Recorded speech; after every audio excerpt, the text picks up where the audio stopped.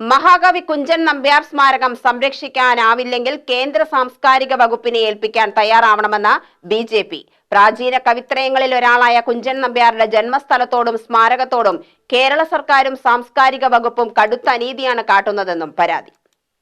കുഞ്ചൻ നമ്പ്യാരുടെ ജന്മസ്ഥലമായ പാലക്കാട് ലക്കിടി കിള്ളിക്കുറിശിമംഗലത്താണ് അദ്ദേഹത്തിന്റെ സ്മാരകം സ്ഥിതി ചെയ്യുന്നത്.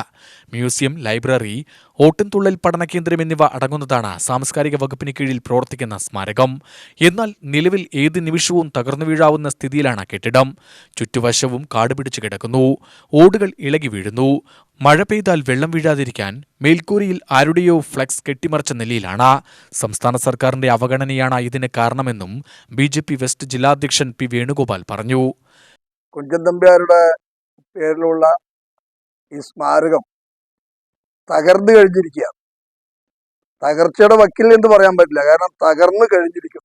ഏറ്റവും കൂടുതൽ ഇഷ്ടപ്പെടുന്ന കുഞ്ചൻ നമ്പ്യാരുടെ സ്മാരകം ഈ തരത്തിൽ തകർച്ചയിൽ എത്തിയതിന്റെ പരിപൂർണ ഉത്തരവാദിത്വം ഈ കേരള ഗവൺമെന്റിലെ സാംസ്കാരിക വകുപ്പാണ്, കേരള ഗവൺമെന്റ് ആണ് എന്ന് ഭാരതീയ ജനതാ വിശേഷത്തിലാണ്.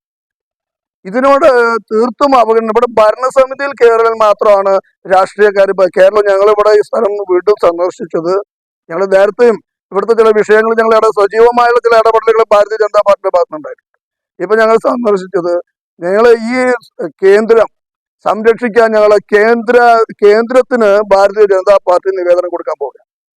അവിടെ കേന്ദ്രത്തിന്റെ ഭാഗത്തുനിന്ന് അതിന് അനുകൂലമായുള്ള അന്തരീക്ഷം വരുമ്പോൾ അതിന് തടസ്സം നിൽക്കാതിരിക്കാൻ ഇവിടുത്തെ ഭരണസമിതിയും കേരള സാംസ്കാരിക വകുപ്പും തയ്യാറാവണമെന്ന് ഭാരതീയ ജനതാ പാർട്ടി ആവശ്യപ്പെടുകയാണ്. ഇത് സംരക്ഷിക്കപ്പെടണം.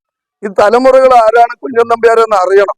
അവരുടെ പ്രദേശത്തെ പഠിക്കാനും ധാരാളം ടൂറിസ്റ്റ് സ്മാരകം ഏറ്റെടുക്കണമെന്നാവശ്യപ്പെട്ട കേന്ദ്ര സർക്കാരിന് ബി.ജെ.പി. നിവേദനം നൽകി. നേരത്തെ സ്മാരകത്തിലെ ജീവനക്കാർക്ക് ശമ്പളം നൽകാത്തതുമൂലം വിദ്യാർത്ഥികളുടെ പഠനം നിലച്ചതും പ്രതിഷേധത്തിന് വഴിവെച്ചിരുന്നു. UTV news, Palakkad.